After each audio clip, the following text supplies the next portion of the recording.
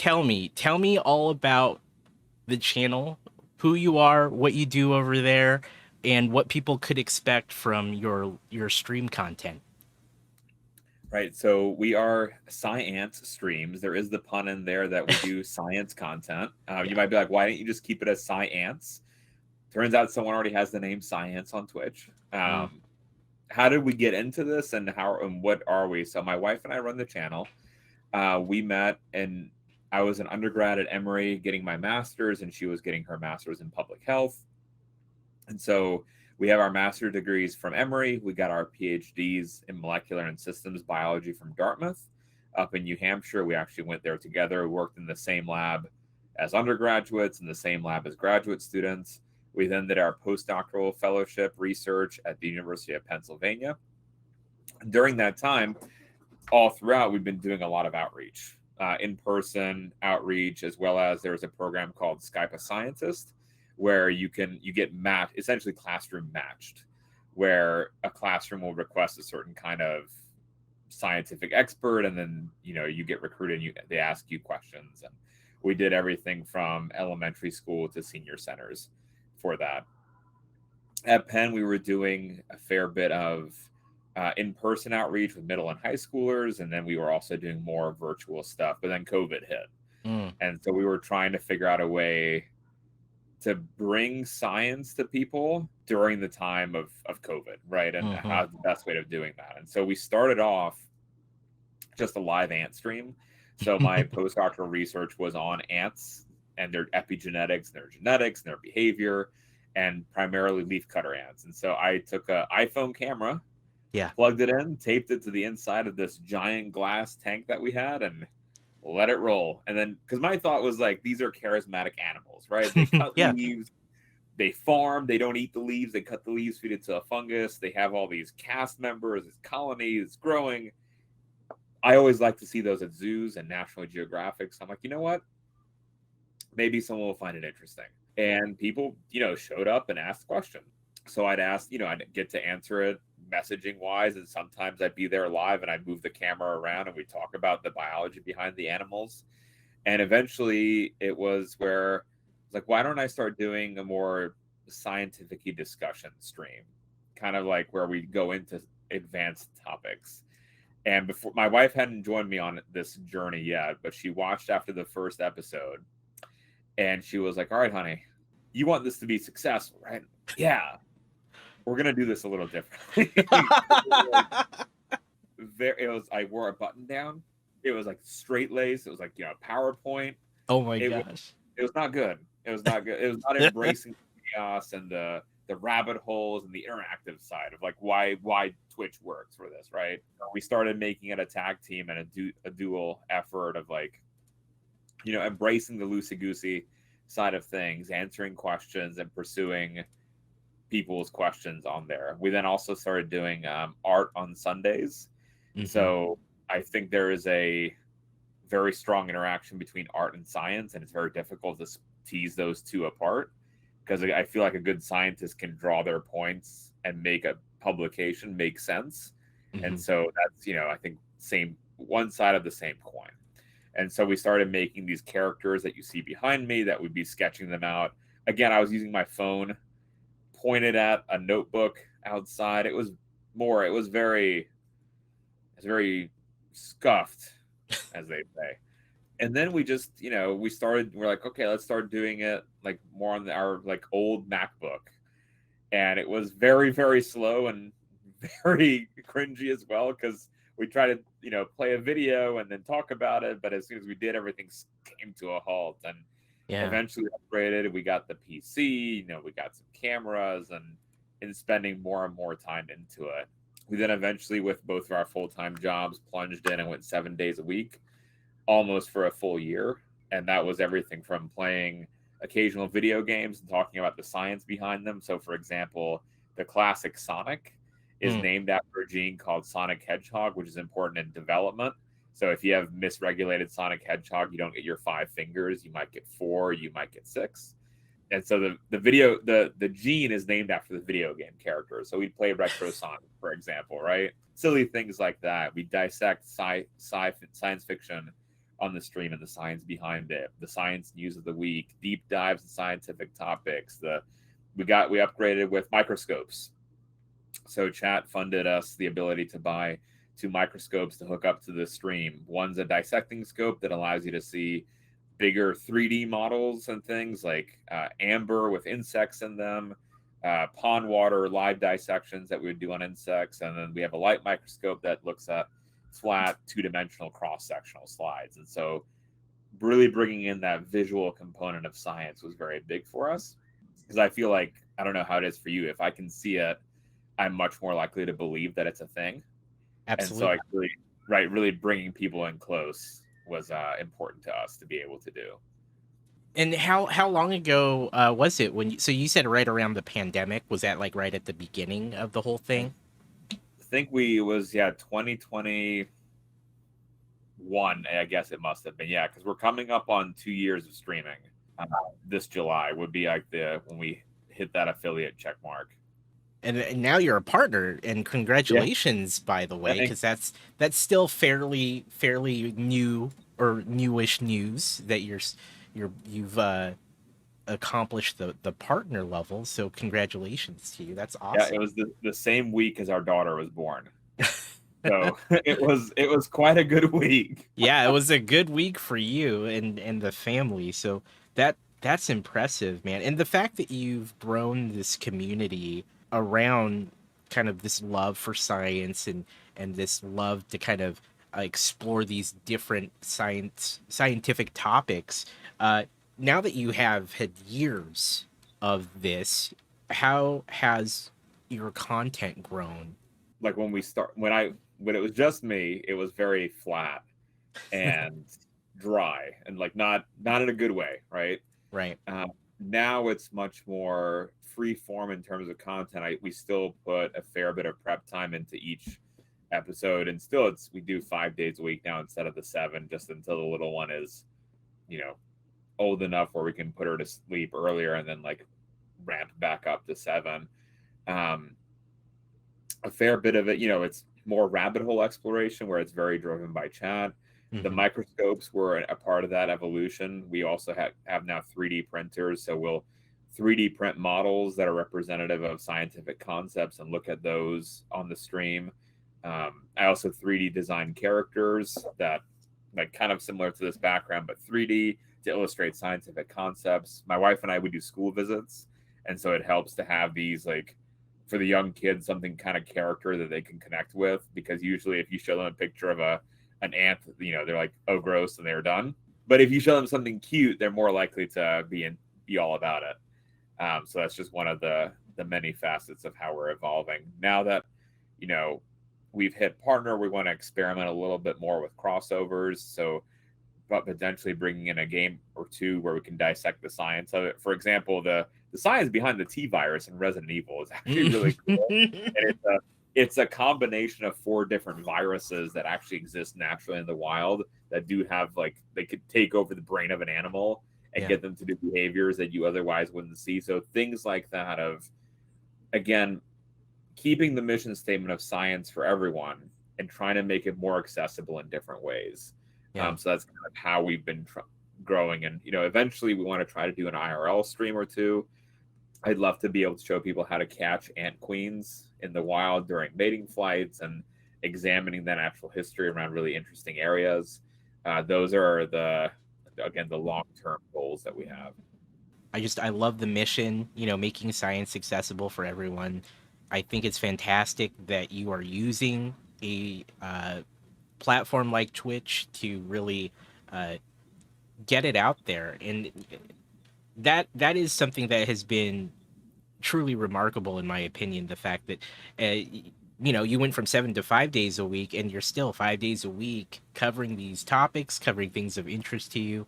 I love the fact that you're looking at doing drawing some connections between something like Resident Evil and real life science. I'm a Resident Evil fan, so that makes me really happy to hear, and I'll be there for that. Are you playing the 4th remake? I take it. I've started it. with everything going on right now, with like Jedi, Fallen Order, and Survivor, and all that, I've been kind of diving into that side of things. But I've been staring at my copy of Resident Evil 4 on my shelf, thinking that I need to get back in there. But I've played I've played most of them. I think I did a hard pass on 6, but I've played almost every other one.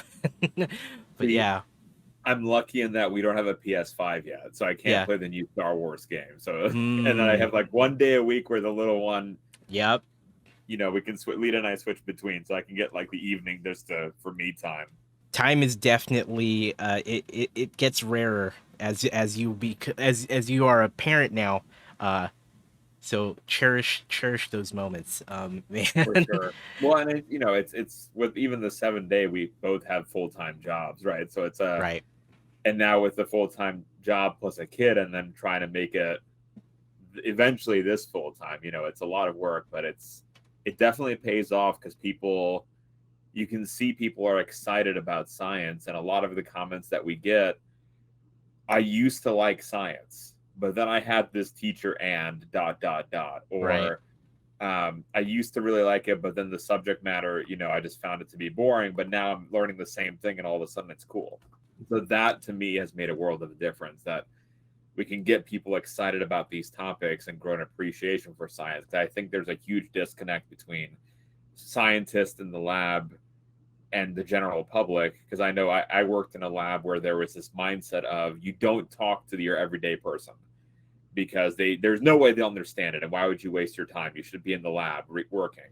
And to me, I feel like that's the attitude of why there's distrust in science. Mm-hmm.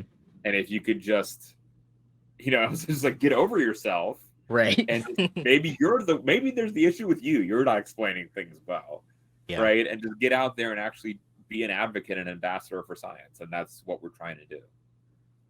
Well, from my experience with your channel and your content, you're doing it in a way that I absolutely appreciate. You know, having these uh very just, I feel like, open discussions, and like you said, it's very chat driven. I love the fact that, if chat takes a subject or a topic in a certain direction, uh I appreciate that you are more than willing to head in whatever direction that might be.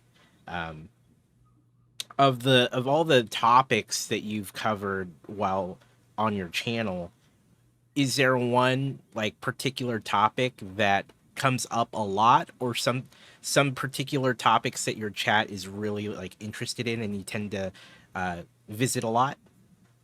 Ants come up a lot, Of course. which is and that's part driven by me as well, because I just think that they're amazing. Like, and it's not just I was the kid who thought bugs were cool, right? So it's already, I'm a Right. little weird, right? I get it.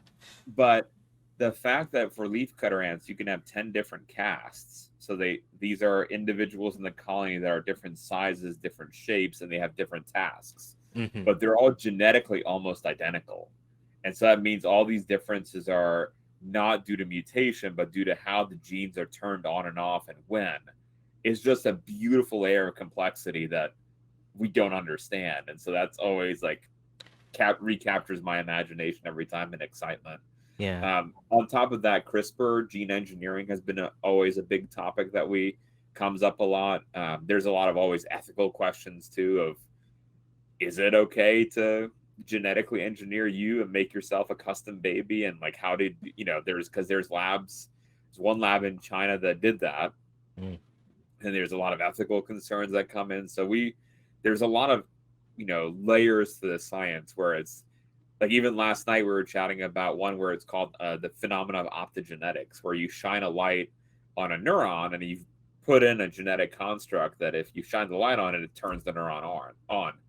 And you can do this opposite too. You can have it turn off. Hmm. And then the first, there's one, someone was asking in chat, like, I imagine someone's trying to weaponize this. It's like, Mm. yeah, unfortunately, probably eventually there is something like that. So it's always that balancing act. And I think chat is always really on top of it. Of like, Right. it's cool to see all those unique perspectives. Yeah, that's awesome. Does the ethics of a lot of these topics often come up? Is that a thing that is a typical part of the conversation as well? I I tend not to drive so much in that direction. I usually let chats bring that up because I it's so Lita actually has like a minor in scientific ethics. So my wife, she's an expert in that. Mm, For me, most of it I just try to show like the pure beauty of the work and the science. But there will be people, and but if someone asks, we're not going to shy away from it, right? So like one right. common question too is, what can you do to your ants in a lab? Like, is there any like ethical question of like, can you just kill loosey goosey your ants in a lab and look for science? Mm, And like what has regulation and what doesn't. So like that kind of inner workings of science that really isn't put forth, we try to dissect that. So like mice, for example, if they get sacked in a lab, it's a very like there's a protocol for putting them to sleep, so it's painless, and you always have to account for every mouse you have, and you can't just go in a mouse room and take out 10 mice, right? right. But with insects, it's the Wild West. So like Hmm. grappling with how to value life for science versus valuing life for the sake of life. It gets deep sometimes, but I think it's Yeah. always from a positive perspective that people are asking. Yeah. It's those conversations that I think are very valuable because uh, your average person, I believe, doesn't always get to think about that or even have conversations about that. And so I think that's a really unique feature of your community that is very compelling to me, knowing that these sort of things can organically just come up or even be brought to light. So kudos to you to driving that sort of discussion, just even prompting the various questions that come along with some of these topics. I think it's Yeah. fantastic. The only time we don't answer a question is if I honestly have no idea. Right. Right. A fair bit of the biological concepts, they're pretty familiar to me. I might not be prepped for it, but I'll know where to look, and my BS detector, right, can go off. Hmm. But and I think that's important because the reason I spend so much time pre-vetting stuff for streams is because there's a lot of false information out there as well, and Yeah. I never want to present something that is wrong. So I double fact check everything. Right. Things, like if CRISPR comes up there during a one of our streams, I haven't prepped for it, but I know enough about it where we can pull up an animation, a video, I can draw it, what have you. But if someone's asking me about physics, I'd be like, sorry, y'all, we got Right. physics. Yeah. And then if Right. it's like a disease that I might be able to understand, I'm like, let's come back to that next stream. Give me a chance to look it up because I'd rather not lead you down the wrong road. And I Yeah. think that's part of being a good scientist is being able to say, I have no idea. Does it ever come up like just talking about best practices when kind of doing your research or doing looking for things that are scientifically accurate or rather good sources for people to consult when they're trying to get more information? Does that come up a lot? Not too much, but the sad part is that a lot of it is behind paywalls. Mm, So what I'll probably primarily use to collect information about a topic is the primary literature, mm, which is like the published from a lab. This is the data, like that's what we're looking at versus like a popular science report, right? right. And those publications are usually behind a paywall because some journal right fronted the costs to have them published, and so then like if you look for anything, for example, in the journal Nature, it's like $80 to unlock the submission. And so that's really frustrating part because it's Yeah. publicly usually publicly funded work with tax dollars, and there's also foundational money that's independent of taxes. But those things together make it very difficult for anyone without an institutional access to actually be able to get to the information, right? So Yeah. it's, but we do, if someone's really interested, like, hey, Bálint, I really like this paper, we put it on the Discord. So people will have access to it on the Discord. Everything that we talk about, all the videos, all the publications, it's all there on our Discord. So anyone who's interested can go back and look and they'll have access to it. Hmm. Thank you for touching on that because it's been my experience kind of hearing similar things in terms of paywalls, trying to get if you were to try to get more information or access to studies or results of studies. And so, Some journals like to because they do have to make money because they have staff, they have to pay, right. right? Some what they'll do is they'll put it behind a paywall for 1 year, Mm, and then after that it's open access and free to everyone. And yeah. I kind of like those models because it's like the intermediate of like the best of all worlds. But there's some still that are 10 years old that are behind that $80 paywall. Yeah.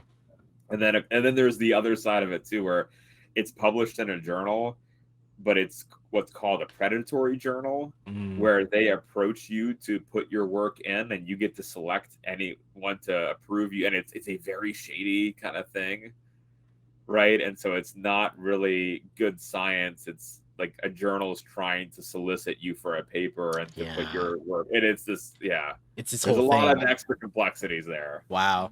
The Yeah, that I appreciate that insight as someone who's, I'm not a prof- professional scientist or have, I mean, I've there have been times where I've wondered about stuff like that, and I've either ran into those paywalls or I've looked for things and have heard that it's kind of hard to get some of that info. And also, like Valconitron in chat has basically alluded to, I may not even have the proper training or understanding of the subject to even make sense of some of that stuff. So, But see, that to me is really frustrating because if you read a scientific paper, I should not have to be an expert right.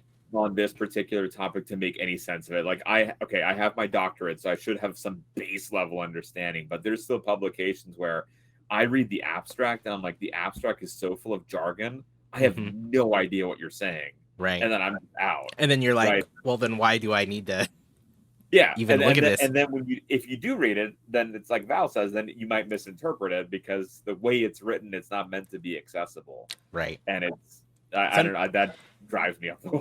it's unfortunate, man. And this is, again, this brings me back to your mission about making science more open and accessible to people, and that's why I appreciate about what you do.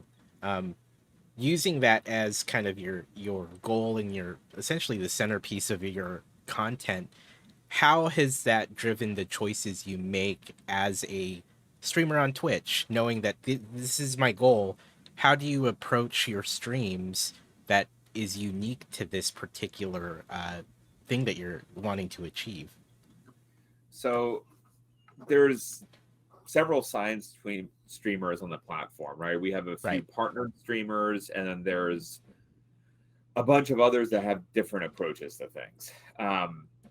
I and Lita made a very conscious decision at the beginning to leave anything political out of it Right. because we thought that science is already inherently polarizing enough Hmm. where that's not what we wanted to do. I don't want an echo chamber. I don't want people who already think it's cool. We want to make it accessible to everyone and anyone.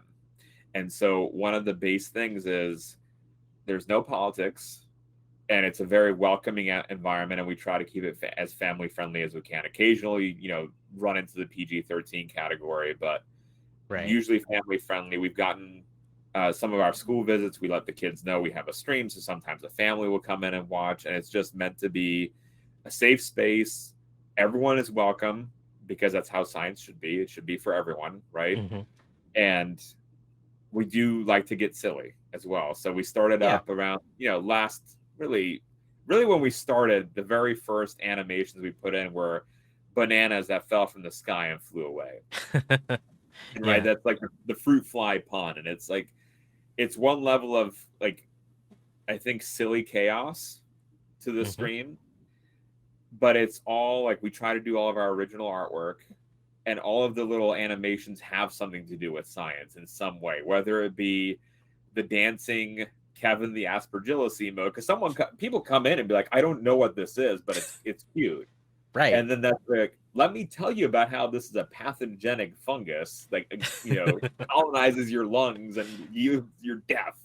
Yeah. But you never would have asked if you don't know. So there is an overarching goal and a point to everything, Yeah. kind of like how it's designed on the stream. So again, that's kind of intermediate bounds. We do have great science communicators on Twitch, like Paleontologizing and Rocket Sage, who do paleontology and geology respectively. but they don't have like the crazy silly animations that keep popping up. It's very much like, I'm going to present to you the science and let's chat, versus for me, wanted it to be more loosey goosey and welcoming. And I know Yeah. people fall asleep eventually, right? If I were to go on for 3 hours about CRISPR, you're gonna zone out. Right. So number one, being able to rabbit hole. If anyone has a question on something, I do not like saying no. Like, if anyone's enthusiastic, let's pursue it.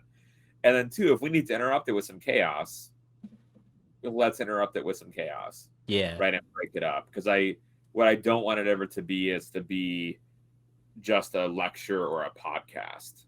I could do that on YouTube or elsewhere. I want it to be a dialogue and people to be engaged and excited about science. And like you were asking about the journals too, like, how does this work? And it's like, well, yeah, let me shine the light on it, because Yeah.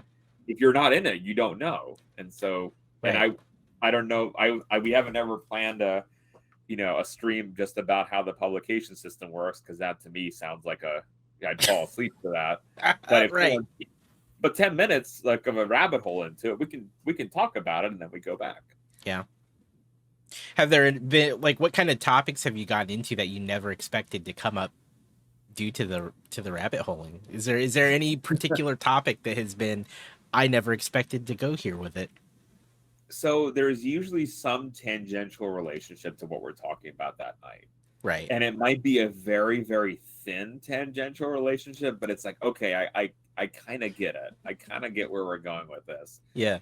There have been, there was one about this particular kind of beetle that someone asked about like the physics of beetles and how they drink water. And it was like, so beetle connection, right? Okay. Physics, not so much, but sure, let's do with this. And there was a new paper that came out a few weeks ago that came up during this question, and it was about this beetle species that actually drank through its butt, through a tiny straw. And so we were looking at this CT scan of a butt water drinking beetle. And so that was where it was like the rabbit hole. I was like, I know where we're going, and then I totally didn't know where we'd end up.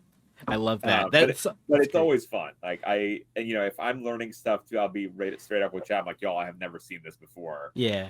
But so let's take it with a grain of salt. But let's talk about it. And like again, the butt water beetle. Like, I love that. That's gold, man. Like I love that story. I can't.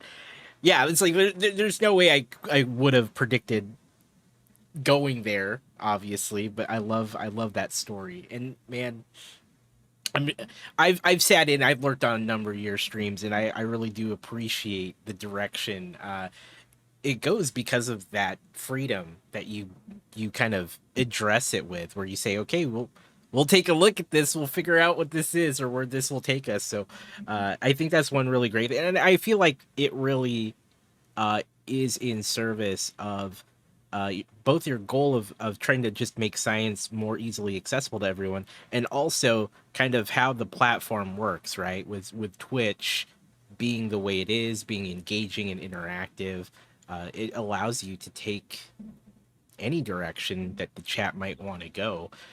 What particular things about this platform have you found to be incredibly useful for this mission? How has it affected your ability to share science? So I really like, obviously, the live chat, right? That people can ask questions. Yeah. A dream feature that I would have, I know there's like this beta overlay called Heat that kind of does what I want, but it's not really good. That people could click on the screen, right, and ask what that is, because we do microscope stuff on at least Mondays, if not other days as well, if people are interested. And it would be great to have people click on it and just have that extra level of interaction of like, but that's what I love about it. People can ask live. Either Bálint, you're going crazy. What are you talking about? Right? If I don't get feedback, if I'm not making sense, right, then I'm not fulfilling my mission of the stream that day. So I like that live feedback of like, this doesn't make any sense is lovely. Then one like really cool stuff is we've done experiments on stream too with, for example, planarians. These are these flatworms that if you split into two, they regenerate. The head grows a new tail. the Mm. tail grows a new head and a new brain, and we've actually watched the regeneration happen live on the stream. Wow. And like, people like, we get excited about like this Yeah. world that's splitting, and it's I having it live allows others to also be that excited. Hmm. And you might be like, well, why not YouTube? I don't like the YouTube interface as much, and there's also the mod settings aren't very safe, I feel.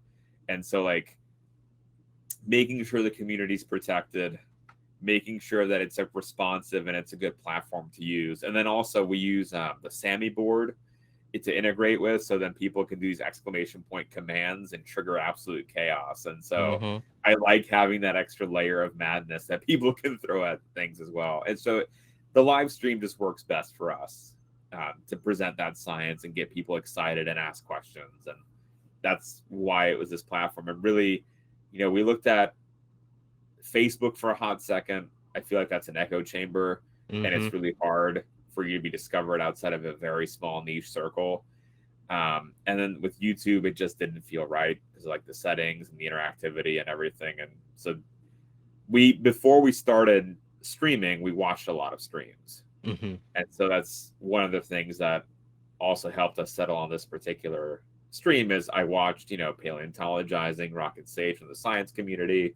We watched Irish John games from the game dev community. Mm. We watched our friend Hamall Kid and Looking Cool Zedman from the gamer community, and kind of integrated all pieces of all these things of like, okay, I like all these features. Can I make something work where it's science based but has the silly components of the game streams and like the educational components of some and the technical perspective from this, and that Yeah. amalgamation kind of works.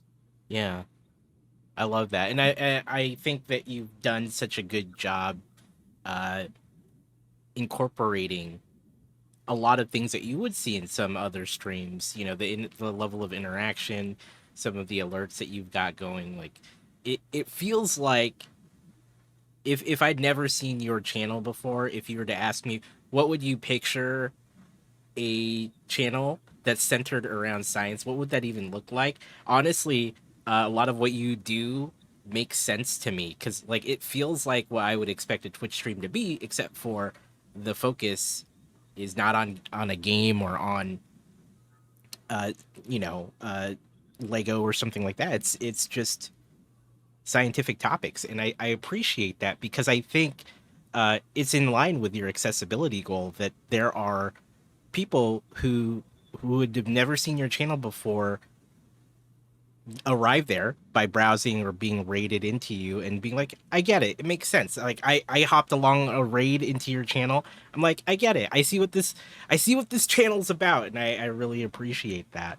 uh But it feels like it shouldn't work, right? right, Like right. like you're saying, like if you hear a science stream, it's like I still have this gut reaction of it. Is it going to be this dry lecture, right? Right. No, because That's we've been exposed to that as kids in right. high school and middle school and college of like, you can't have fun here. We were serious time. This is very serious. More, it's very serious, right? Yeah. Right. And so Yeah. I think that I hopefully people find it not too distracting, but more like fun and like Right. really putting in that vibe. Entertaining, but you're still learning. You're still learning something. You're getting something out of it, Yeah. versus just being a dry lecture, or like you said, your early attempts with the slideshows and the button up shirt. I'm so glad that you got some feedback on that, because it might have been a Yeah. very different thing at this point. Yeah. Lita, so my wife she did a lot of outreach when she was an undergrad at ASU, so over in Mm, Arizona. There was an after school science club that she would do for this inner city school, and the school, imagine a setup where there's chain link fences around the school and barbed wire, and you're talking, you know kids going in and out of through metal detectors. Like, this is the kind of inner city school that she was working at, and teaching a science club. And it was like she had this group of 20 kids who were so excited about science, and she was making it accessible, doing fun experiments and making it interactive. So she has the background of like, because we both are our PhDs, so she has the knowledge and she already has the background on yeah. on doing some of this like more interactive stuff. So she's like, all right, let's just pull it together, pull us both together and make it Yeah. as what it is today. So it's really cool to have my wife be a partner, not just in life, but also on our this dream endeavor that we have. Yeah. That makes me so happy to hear that, and to I mean it's clear that her application of those experiences directly translated into something that your Twitch your collective Twitch channel could benefit from. Um, do you think that as time goes on that you will continue kind of the approach that you're maintaining, or how do you feel like this channel and community will evolve over the next, let's say, couple years? So my hope is we continue with SciAnts. Because I have seen, there was like one or two SciAnts streamers that started off with SciAnts and moved into like Mario Kaizo, and they're really really good at it. Yeah. Where it's like they're pulling in 1,000 people. I'm like, all right, well, I'm never good. I'm not good at video games. I love video games. I'm not good at them. So we will always want the focus to be SciAnts. That's how we got here. That's how the community's built, and that is forever going to be our mission statement. Will we try to innovate and make things newer and fresh? Absolutely. Hmm. How we're going to do that, that's always an up in the air kind of thing, right? Pulling in maybe an IRL component where we can do some naturalist views and seeing like the world around us, like how to catch ant queens, like how to really pull in nature. Doing crossover streams, right? With you and I were chatting about Resident Evil. If you come on, you talk about the lore of Resident Evil as I talk about the T virus, and we have a back and forth about I'd these be kinds glad of to do things. that, by the way. Yeah, But so keep going. right, but I think those kinds of things are like the next step of like trying to innovate and keeping it relevant and keeping people pulled in. Because I mean, the a big dream is if this could ever be a full-time gig, right? I don't think it can ever be, and I'm not gunning for it. Right. But because I want to be realistic, I got to feed the family. But if it can be, it's by staying relevant, staying accessible, staying fun, and just making that mission statement grow and pull in more and more people. Whenever we raid someone new, for example, and they give the shout out and it says last streaming science and technology, if it's someone we haven't really connected with, Hmm. they might be like, I didn't even know this was a thing on Twitch. Yeah. When I went to TwitchCon, I had Twitch staff told me they didn't know this was a thing. Oh yeah. Right, the science and technology. Yeah. And so that usually like catches people like, what on earth were you doing? You're like, oh, we're looking at ancient amber under a microscope. Like, excuse me?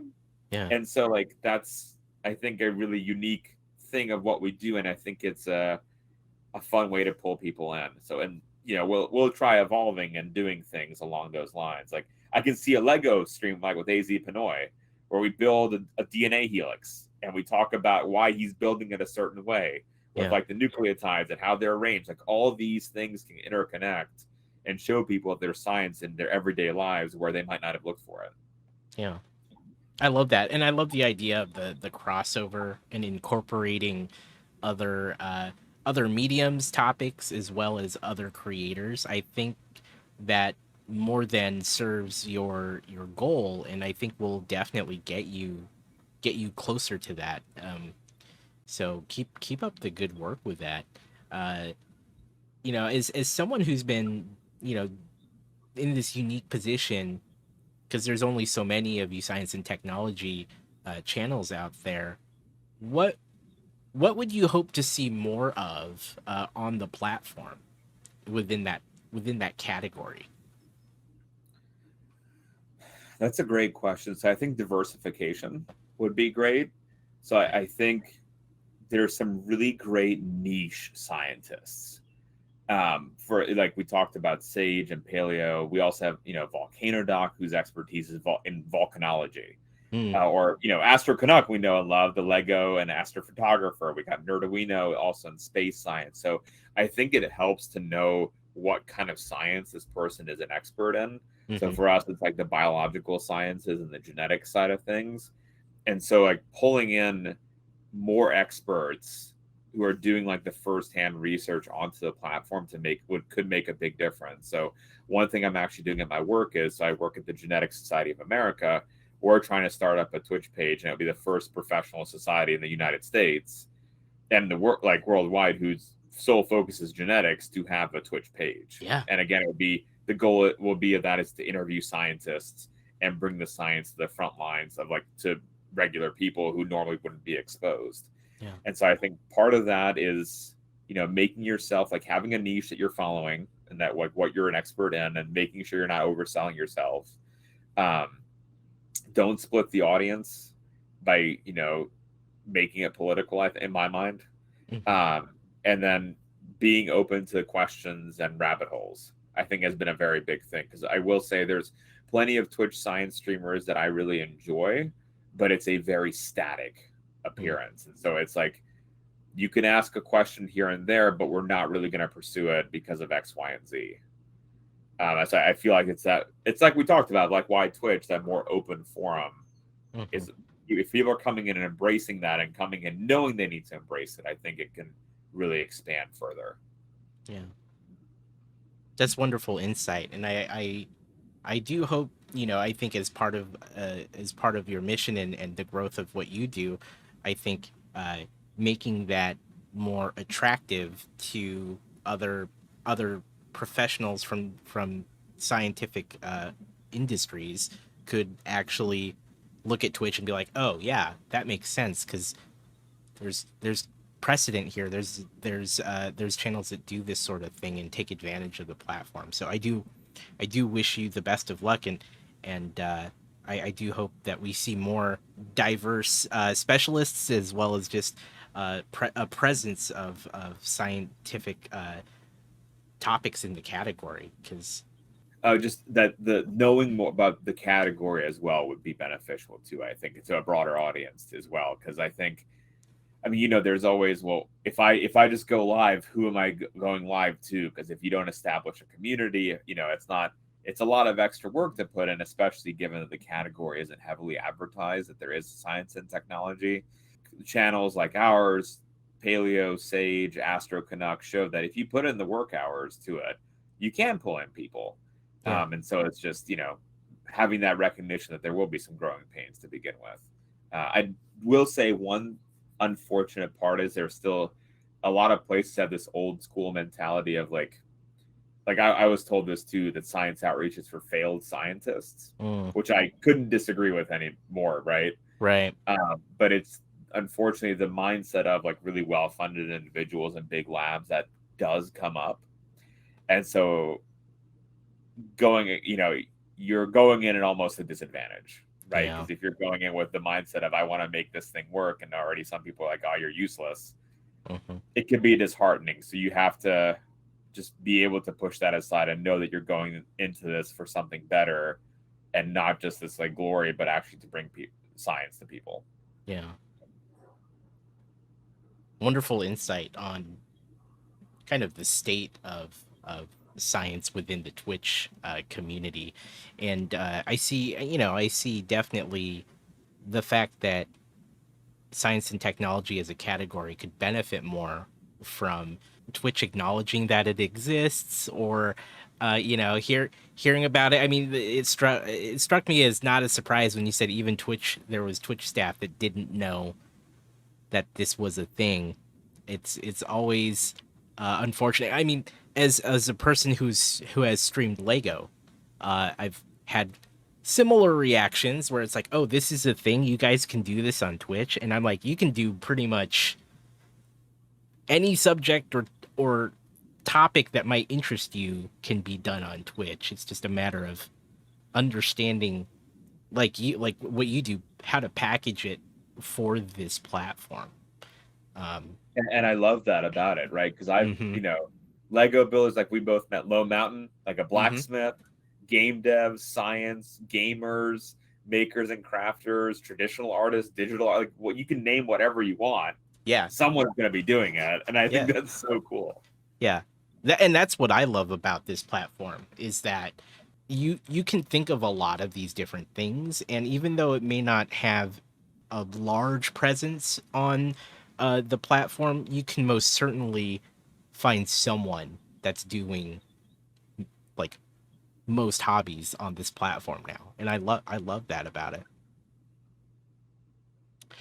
Thinking about what you've been doing and this wonderful mission that you have for your channel, going back to when you started, would there be anything that you would do differently?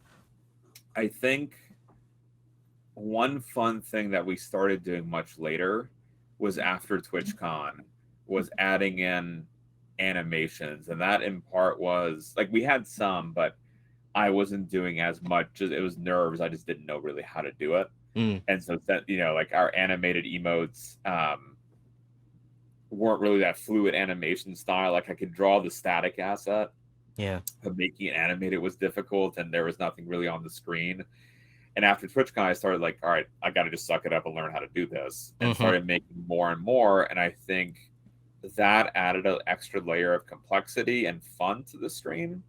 Where even like we have an animation where we have a planarian who's split into two and it regenerates, as like the cartoon. Yeah. And so it was not only cool to have on the stream, but it's like, oh, I can use these to explain scientific concepts. And I think maybe starting on those a little bit earlier, I think that made it a little bit more attractive, and the fun silly is kind of coming in.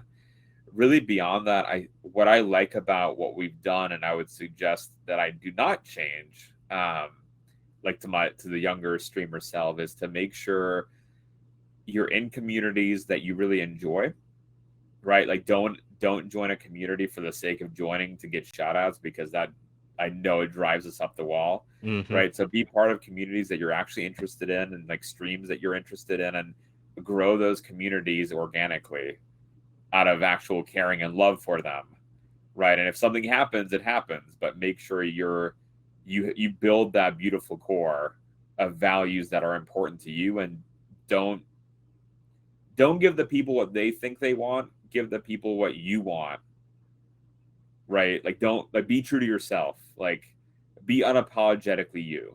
I guess it's a good way of saying, like, I was, the reason I wore that button down into the PowerPoint the first day Yeah. is because I was so nervous that I was gonna go on and be like, you know what, someone's gonna come on and be like, you're an idiot, you're not a scientist, you don't look like a scientist, this is all garbage. And it's like, at the end of the day, I'm kind of a goofy dude. Let just be me, Mm-hmm. and don't like try to dress it up as something that it's not. I think that was very important, and just have fun when we're doing it. Like, sure, there's stressful days in streaming. I'm sure everyone has to like take a mental health day and whatnot, but we never even really fixated on the numbers for a long time. It was more on the content, growing that content, the community, and making sure we're staying true to a mission statement. And in Mm-hmm. this case, it was, making science accessible and not losing sight of that. I love it. What was that like when you were gearing up for the partner push? Like how were those times for you? I think for many, I think there's a lot of anxiety around numbers and things like that. But how was that for you, kind of going into a partner push and working with your community towards that goal? Scary, Yeah. as you said. We didn't. It was only until after TwitchCon where it was kind of like, maybe we can actually do this. Um, Lena and I always thought that maybe we'd one day have a push. When we planned it out, we did not think it was going to be this soon. Mm, Because in our minds, well, this is a science channel. These grow slowly inherently. Like we were not assuming greatness would all of a sudden just like fall in our lap or anything. And we knew it was going to be a lot of hard work, but we were not anticipating it be as rapid as it was. And so when we started really the push, like I can't even remember when TwitchCon was, September, October. yeah. We were able to turn in the application pretty soon after that first batch, and then we got our usual rejection letter, and in said letter it was like, well, we really want your average to be more 85 than 75. And there was a 2-week, and then that's like the usual criteria, 75. had the 2 week wait, and we're like, well, we rewrote a fair bit of it, and we submitted it. We got a rejection in 30 minutes. Okay, Wow. and I was like, oh, I figured we'd get hit, but like 30 minutes. And so in my mind, Yeah. I'm like, there's no way they read it, right? Because we wrote like a much bigger dissertation almost as to what Right. deserved this. And we reached out to a friend who worked there, and they're like, they got some information. They're like, well, oh, you were told last time like you needed the 85, and they're like, yeah, but we thought, they're like, no, like you didn't hit that, and that's why it went right back. Mm. And so it was like, okay, so it was like we now have to do this big push and get that appropriate number on that front. And then where it got really stressful was, we were going to have a kid. There Yeah. was a baby that was on her way, and we had a false alarm in December where it was like almost stuff was starting to kick in, and we went to the hospital, and luckily she didn't, because she would have been like a month and a half early, and that would have been like still NICU area. So it was trying to figure out like, okay, at what, like it would kept moving upward and sliding slowly upward, and then all of a sudden it was like, if she pops out, this might just totally fall down. Right. And so that's where the stress was coming in. So it was like, you'd go longer on nights where things were looking better, just like keep pulling and like, let's do this. And Yeah. we hit the correct quote unquote number for them on a Tuesday in January, or no, on a Monday to Tuesday night. Mm. And so that Tuesday we were doing this, like did this game night of like getting excited to being able to re-unlock it, and we can resubmit. Mm. And that's when Lita's, our code word was pineapple. She texts me, hey honey, it's pineapple time. Contractions were kicking in, and we're like, oh. So we submitted the letter from the hospital, and baby was born Wednesday, and we got home on Friday, and we had the letter that we got it. Wow. But there was a lot of stress built into that. Oh yeah. As you could imagine. Yeah, I bet. And Lita says too, she still say, she's like, thank God we got it before the little one was born. She's like, I know you would be an absolute wreck. Yeah. Because because trying to maintain it and keep it together, and like you have a child, like we maybe took like I think 4 days, 5 days off before I started again, like 3 or 4 days a week, but the times couldn't be as long, and they still can't be, and so it's still like, I want to grow it, but Mm-hmm. you know. That's an amazing week for you, given just like everything that happened. Uh, having gone through that whole process and trying to like to be rejected and then rejected again and then trying for trying another time. Do you have any thoughts or advice for people who kind of are in that boat, who are trying to get partner? What kind of wisdom would you share with someone who's kind of at that on the verge of maybe getting it or applying for it? What would you tell them? I'd say it's a grind, and that grind isn't gonna go away. It's a grind after as well, to continue stuff and maintain the growth. So don't be discouraged when it Mm-hmm. doesn't work the first time. I've heard different things about the letter, because so that for those of y'all who don't know, when you apply, there's just a prompt of like why you should get this, and there's no guideline as to why, like what they actually want in there, right? And so at the con, I asked several people, because there was a Twitch staff like meet and greet that you could have, and I was like, so what are y'all actually looking for? And we got the guideline of, we actually want like a future plan kind of laid out, like, yes, your history of the channel, where it was, what it's become, and what's your vision for it.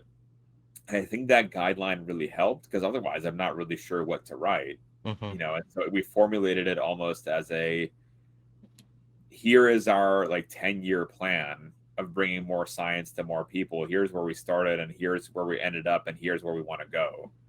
And here's how, it might make financial sense to Twitch, blah, blah, blah. If we have a check mark, maybe we can get a sponsor and visibility and all that extra jazz in there, right?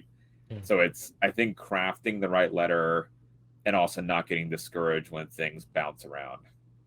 Yeah. Which is hard to not do. Like, Mm-hmm. Yeah, I mean, it seems like, I'm not a partner, but it seems like there's a lot of that persistence and almost like grit that you have to get partner often. Uh, from the many folks I've seen apply for it and get it, or apply for it and get rejected once or twice before getting it, or more times, um, it certainly seems like it is test isn't the right word, but it challenges your ability to uh, continue on if it feels like I'm so close, but I don't know if I'll ever kind of push it to that last little bit that gets you over the uh, requirement, or meets their goalposts. So I guess we were lucky in that most of our academic lives were training for it, where when right. you submitted papers for publication, you'd usually get it right back and say, "No, you're an idiot. Like, go away." Or you get, like, with scientific papers, you get a review back, and the review might say you have to do 10 extra experiments, otherwise it's not valuable. So, like, the idea of, okay, we're close but still not there, let's keep going, let's keep, like, has been, like, Lita and I have been dealing with that for over 15 years now, with papers that we've published across different scientific fields. So that, I think, kind of set us up to be like, yo, it's an eternal grind. That's all. That's our life. Right. But for sure, like, it can be very difficult to maintain, not just for you as a person, but for the whole community as well. Like, people can Right. get burnt out, and it's hard to stop, because you see it in sight, you want to Hmm. continue going. Yeah. Well, wonderful work and getting there, and your community is just a fantastic place to be in. I love being there anytime I can make it through or hang out and lurk.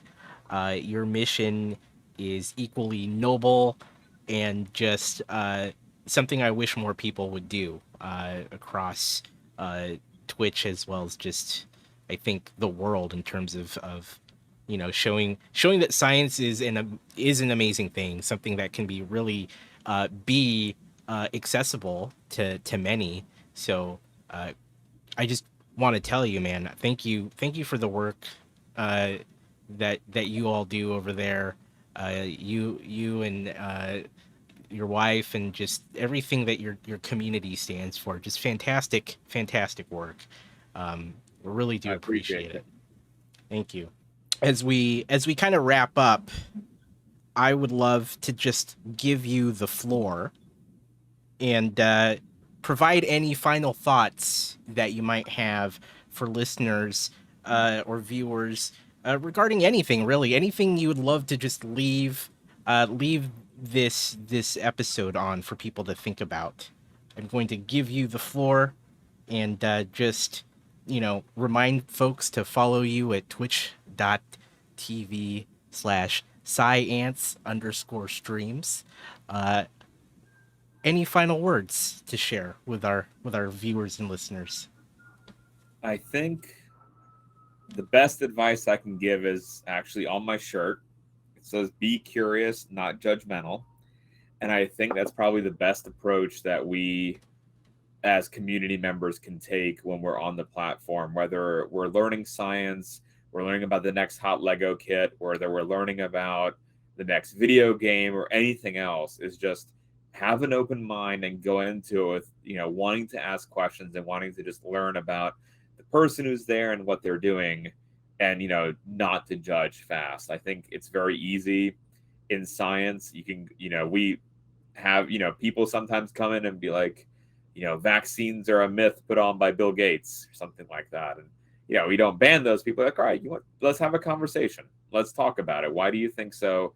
And how can I tell you what the facts are, and then you can make a decision based off that. And a lot of it just comes from misinformation, because people aren't encouraged just to be curious and ask questions, but rather it's fun to be inflammatory and say something wild. And then scientists, in the modern world, also just like shut it down and be like, well, I'm not dealing with this. And instead, in all of these facets, be like, well, let's talk about it. Let's talk about why you feel that way. And let's see if we can not necessarily convince you of the other side, but let me just present you of the facts. And you ask me questions. And that's I think a good approach, not just in the sciences, but any of these features. Again, someone might come and be like, "Why are you building Legos?" Look, dude, Legos are fun. Okay, and open up your mind to, like, I got a Lego set under the desk right here, right now. It's a Sonic Lego set with like the Yes. whole like Green Hills that you better believe I'm gonna be building sometime soon. Nice. Um, and it's, just have fun with it, and just don't ask someone or don't at someone because they're doing something maybe you don't get. Ask why they're doing something and learn about it, and maybe you'll enjoy it. If not, you'll be bettered by it at least, because you'll have kept an open mind. You'll have made a new friend.